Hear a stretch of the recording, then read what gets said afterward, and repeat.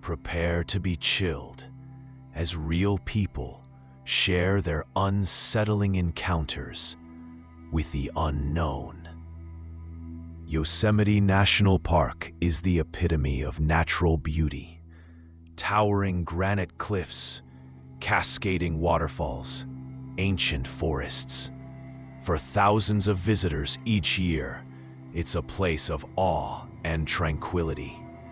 But for Jake Martin, a 29-year-old solo backpacker from Oregon, Yosemite became the setting of a terrifying experience that still haunts him to this day.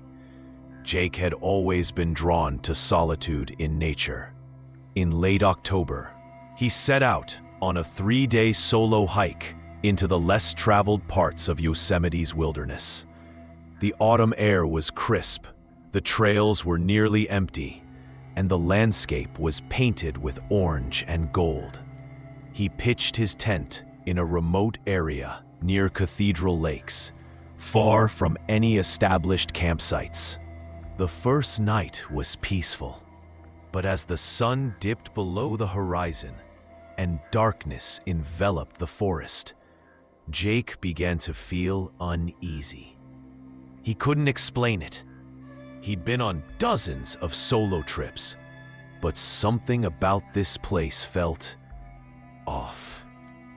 At around 3 a.m., he was jolted awake by the sound of footsteps outside his tent. Slow, deliberate, crunching over fallen leaves. His heart raced. He stayed silent, barely breathing. Bears were common in the area, but this didn't sound like a bear. The steps circled the tent once, then stopped. Jake sat in silence for what felt like hours before the steps eventually faded into the trees. He didn't sleep the rest of the night. The next day, he found no tracks, no sign of animals or people. He brushed it off as paranoia, packed up, and continued deeper into the back country. On the second night, Jake found a sheltered clearing and set up camp again. He built a small fire and tried to shake the unease from the previous night. As darkness fell, he kept his flashlight close and his ears sharp. Around midnight, he began to hear what sounded like whispers, not carried by the wind, but near, just beyond the reach of his firelight. It sounded like a conversation, but the voices were unintelligible. Then, silence. And then the footsteps returned.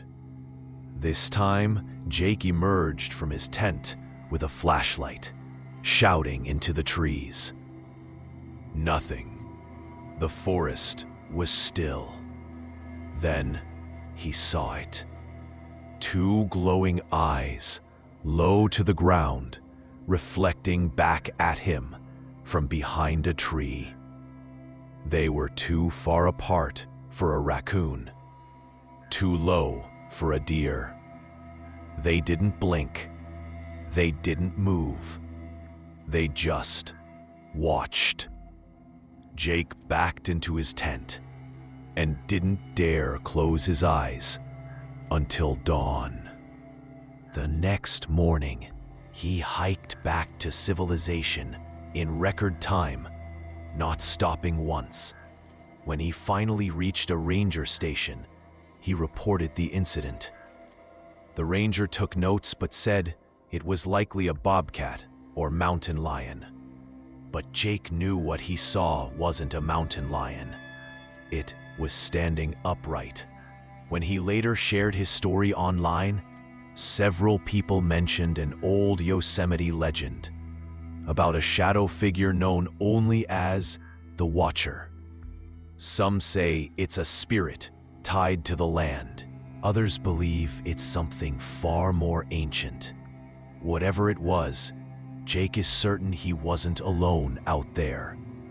To this day, Jake refuses to hike alone.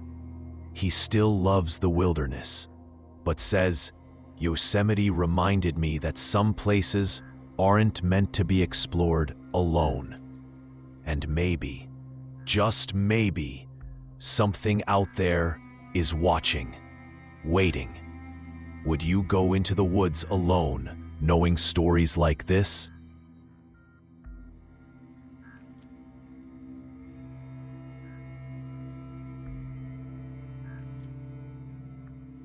Imagine yourself alone in a vast, empty wilderness. Then, imagine something watching you. Join us as we explore the chilling stories of those who dared to venture into America's national parks. The Great Smoky Mountains are one of the most visited national parks in the U.S. Endless forests, misty ridges, and ancient trails winding through the Appalachians. For many, it's a place of wonder. But for Angela Rivers, a photographer from Tennessee, her weekend escape turned into a terrifying mystery. One that left more questions than answers. Angela was hiking a lesser-known section of the Forney Ridge Trail, hoping to photograph wildlife in the early morning fog. It was around 6 a.m., the forest still soaked in silence. As she rounded a bend near a dense thicket, she spotted something unusual. A woman. The woman stood in the middle of the trail, wearing a long, white dress. Not hiking gear, not even shoes. Her hair was wet. She looked confused.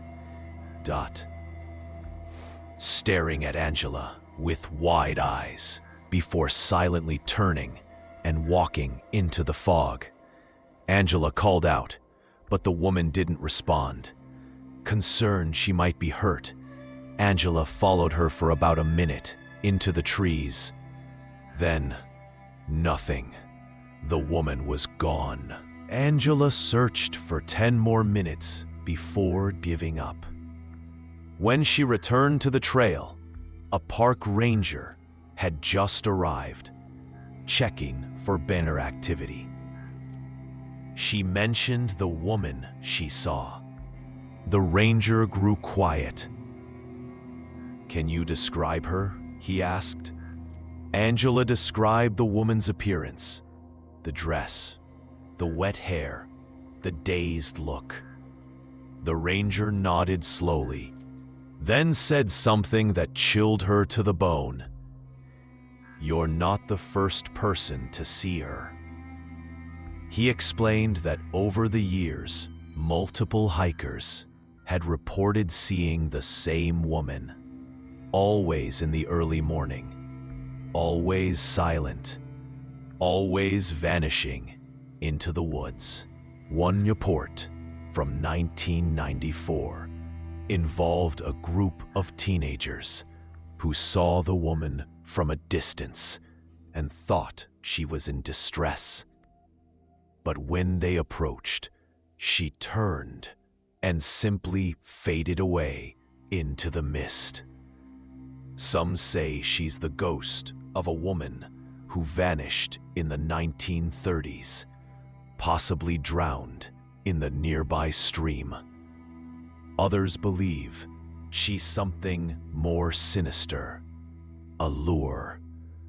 A few reports even mention hearing singing before spotting her. Angela hadn't heard anything. But as she reviewed her photos later that evening, she discovered something that made her stomach drop. In one of the foggy photos, standing just behind a tree, was a pale face, staring directly at the camera. Psychologists often say our brains try to find meaning in patterns, faces in clouds, voices in wind. But what happens when multiple people see the same apparition, years apart, under identical conditions? Could there be something about the isolation and mist of the Smoky Mountains that opens a door we can't quite understand? Angela wasn't a believer in the paranormal. She always trusted logic. But after that day, she's not so sure anymore. She hasn't returned to that trail since. She doesn't plan to. From California's towering cliffs to Tennessee's misty ridges, the wilderness holds more than just beauty. It holds secrets. Angela's encounter is one of many. Are these stories merely tricks of the mind, echoes of the past? Or is something truly out there, walking among us, watching from the shadows? Next time you hike a national park trail and feel a chill on your neck, maybe it's not the wind. Maybe someone or something is right behind you.